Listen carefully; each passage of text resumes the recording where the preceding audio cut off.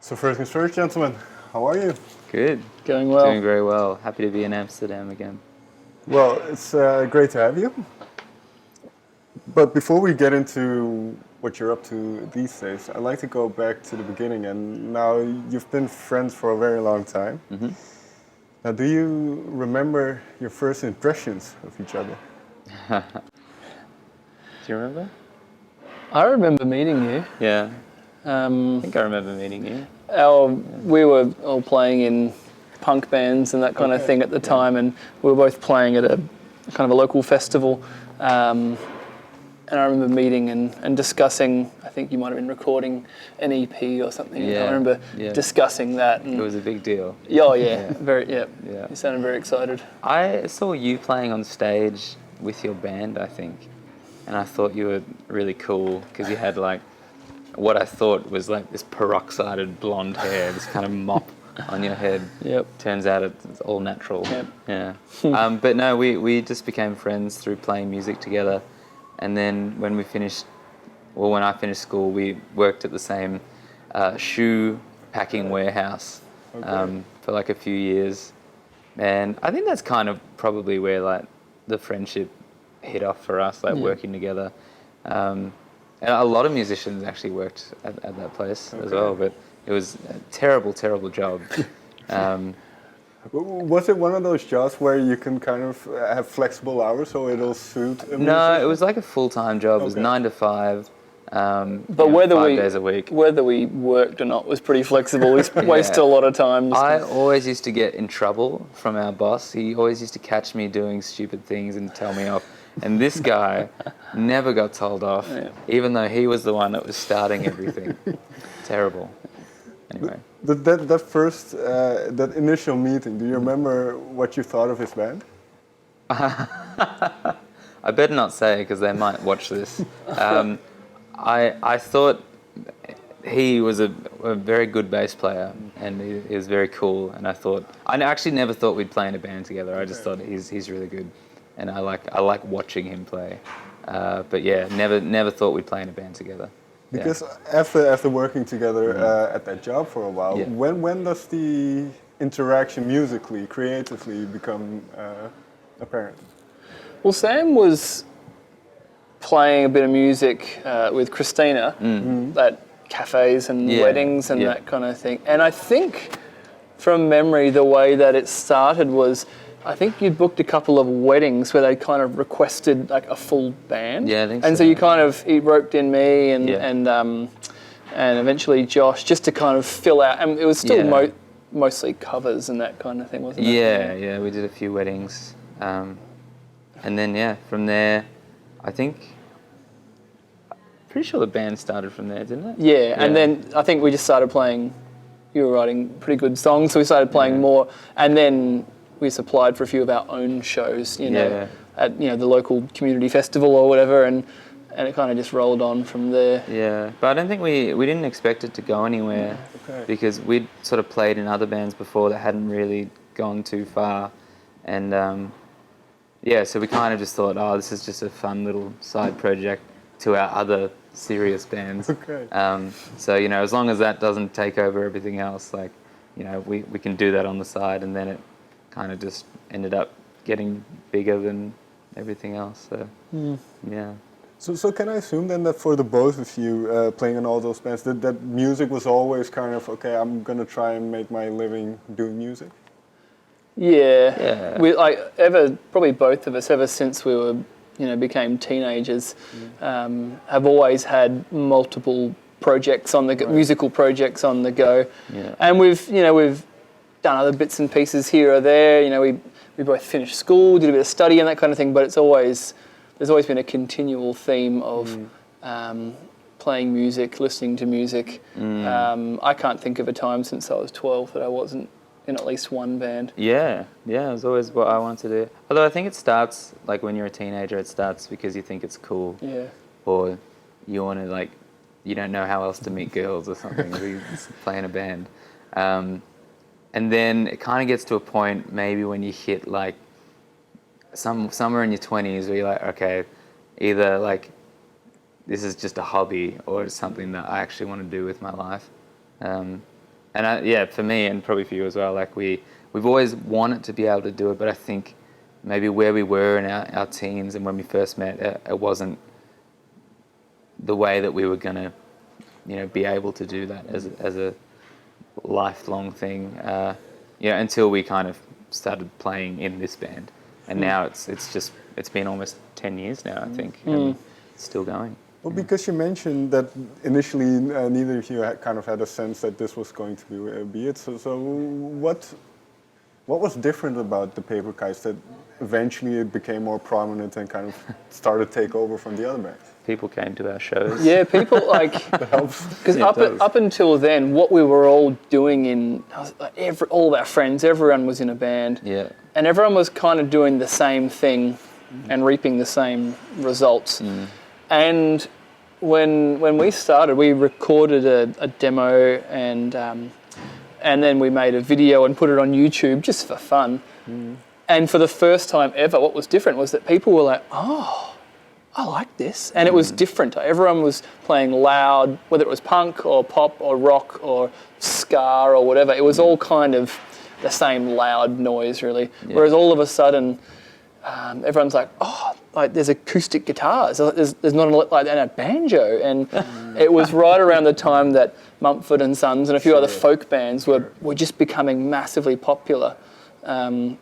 And I think we just kind of popped up and a lot of our friends were like, oh, I really like this. And so what was different was people were coming to our shows and paying attention in a different way that had ever happened to us before. Yeah. Oh, I think it's not that we were trying to ride, the folk revival train or anything like that. It was just, for me anyway, that was the music I was actually listening to on my own outside of the bands that I played in. So on one hand, I was playing these gigs, in like terrible pubs around Melbourne and bars. Like you'd be happy if you got 20, 30 people there and that was a good night.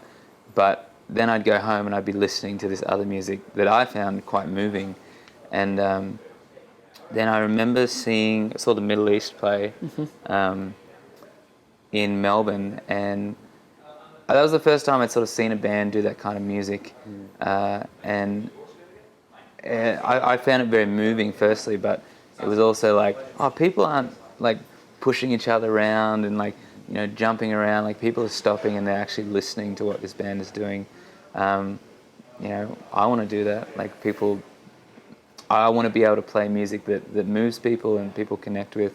And I think from seeing that band play and a few other things that just sort of transpired at that time in my life, it was kind of a big shift from what I was doing to what I want to be doing.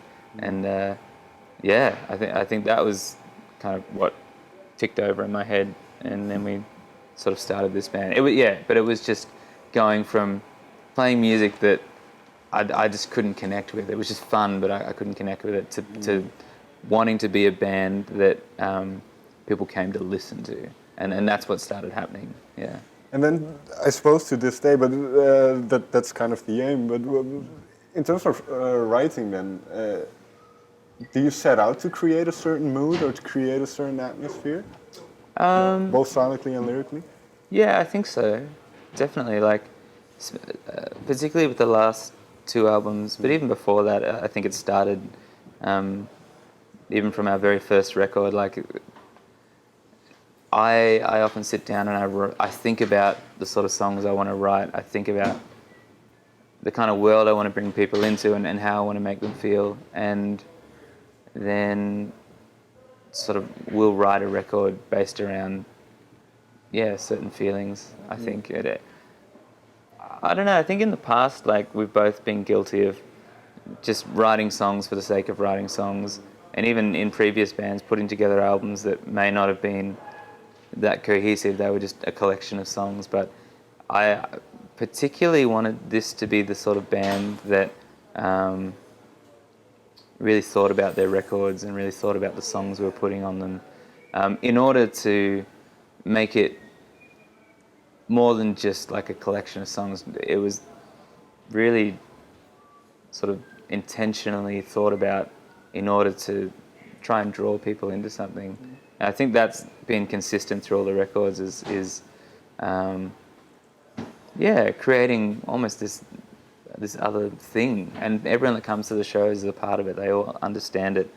I don't know what you call it, but yeah, they're all in that world, I think. Because I was going to say, because it's not just about the music on record. You do focus a lot on the live show and making it a complete experience in a sense. So was that from early on kind of the idea to create a visual element to it? And Yeah, I think that's always been a focus of ours. I remember right from the start in my garage, like constructing like those trees. We made trees.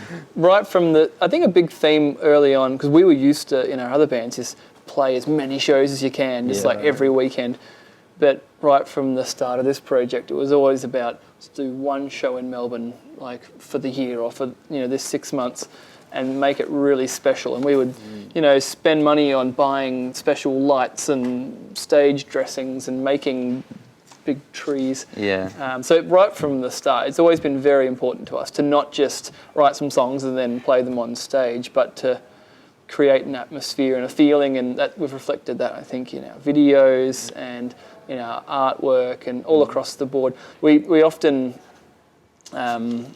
joke about how we think we're guilty of overthinking everything, because everything is a long, lengthy discussion about what's the album going to look like, and what's this video going to look like, and what font are we going to use. Like, we'd probably do overthink things a little bit, but that's intentional because we care about all elements of what we're presenting.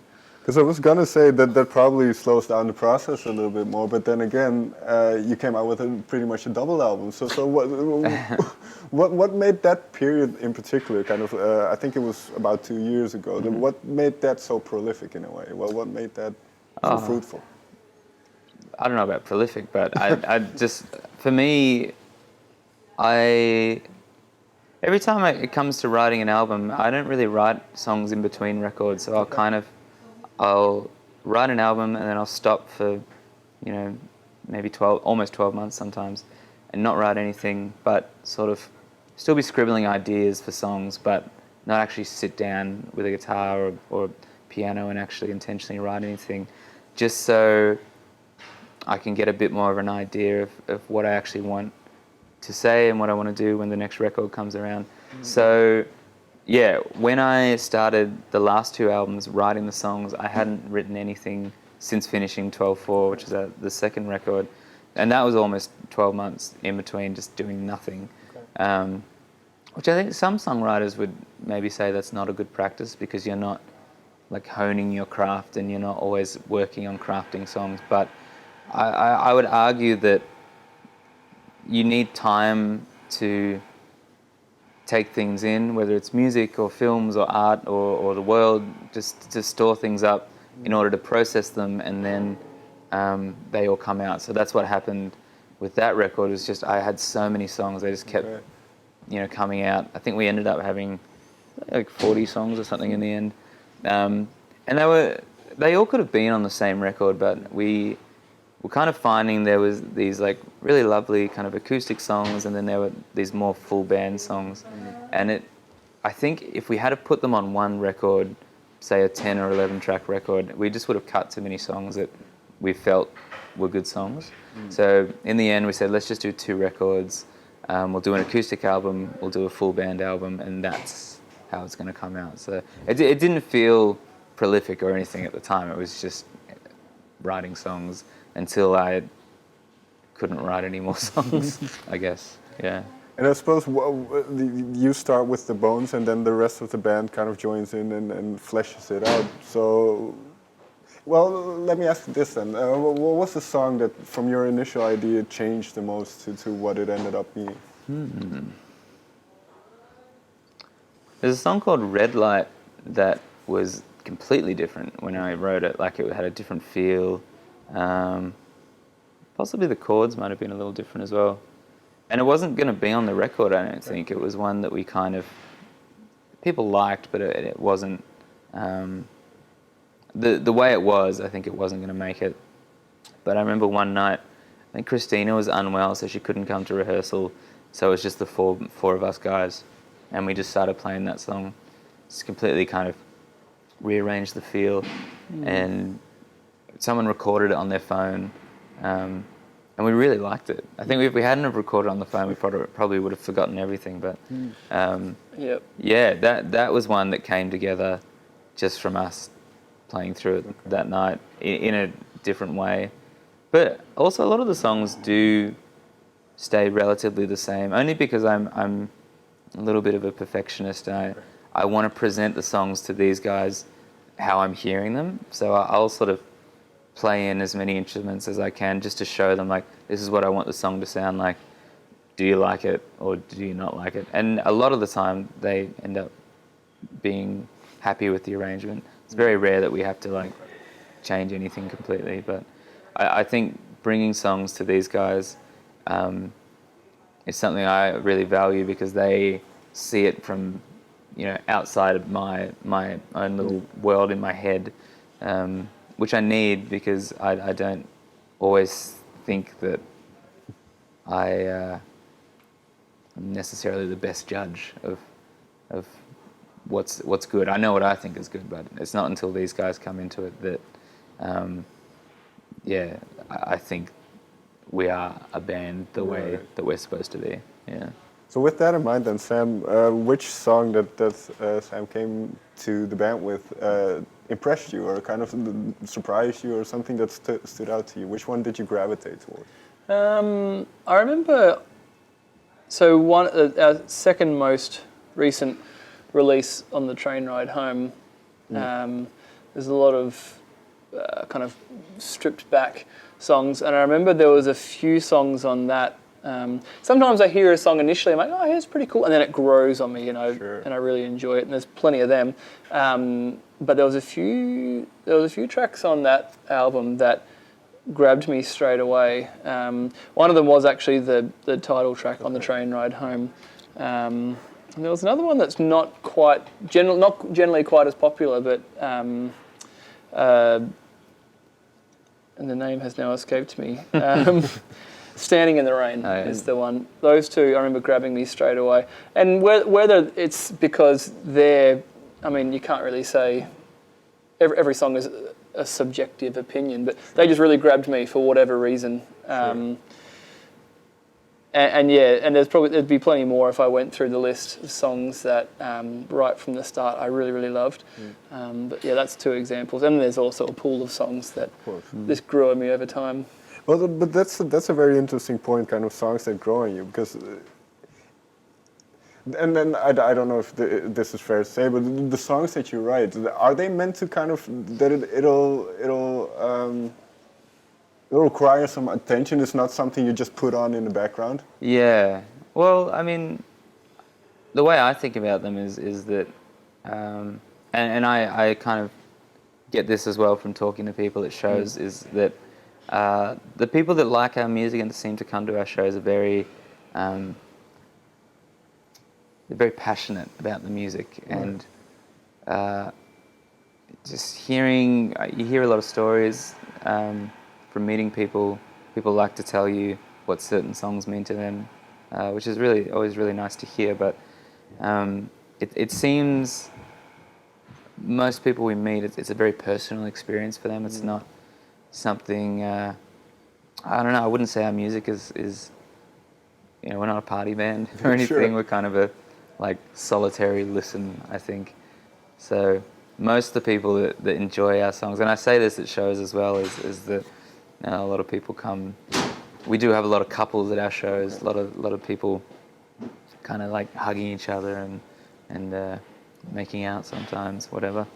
But we have a lot of really kind of sad people that come to our show. It's not to say we're not sad people ourselves, and I don't think our audience is either. But there's something about the songs that I think people find very healing a lot of the time, and that seems to make them emotional at the shows. So you look out and you see people just really immersed in it, and I think it's because it's just them and the song, and you forget that when you write a song and you release a song to the world, it almost isn't your song anymore. People take it and they latch onto it, and it becomes ingrained into their lives, and their own story, whether it's with, you know, their family or their partners or whoever, like they become attached to the song. So when you play them at the shows, like people are connecting with that moment, and yeah, it's amazing to see. It's amazing to see the way that a lot of our songs have become part of people's lives, and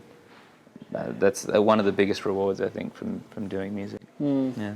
Can I assume, I mean, it almost has to, but that it has a cathartic element to yourselves as well, both in creating it and performing it? A cathartic element? Yeah, the kind of, well, that's just a fancy word. Yeah. It's, I mean, it's certainly, we've had so many moments along the way where we've played a song at a concert, you know, on the other side of the world from where we grew up. Right. And there's been this energy or emotion or response in the room. I even remember the first time that we played here at the Paradiso, you know, playing a song and then kind of just expressing our gratitude to the crowd and kind of the reaction that we were getting. I think all we said was, like, at the time, this is the biggest show we've ever played. Yeah. And people, like, applauded for, like, a good 5 minutes. We had to stop and just wait for people to stop applauding. It was like a moment of connection. Yeah, you know? yeah. Because we were so grateful to be here and playing, but then we really sensed in the room, you know, so many people had connected with our music, and for them, they were grateful that we were here playing, and we've had so many moments like that it's pretty special, and that's one of the big reasons that we still do this, you know, is that to be able to express ourselves musically, but then, like Sam said, almost hand the songs over, and it becomes so many different stories with so many different meanings all around the world. Right. Finally then, and I kind of know the answer already, but you said, Sam, that you kind of don't write in between albums. So have there been any thoughts about what comes next? Yes. Actually, there are another, like, we didn't necessarily plan it like this. It's just a lot of songs and a lot of different ideas. And we had a little bit of time off last year to be able to write. So there's kind of another album's finished, and another album after that's almost finished.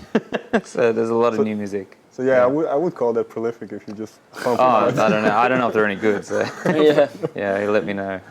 All right, gentlemen, thank you very much for your time. You're welcome. Thank you. Thank you.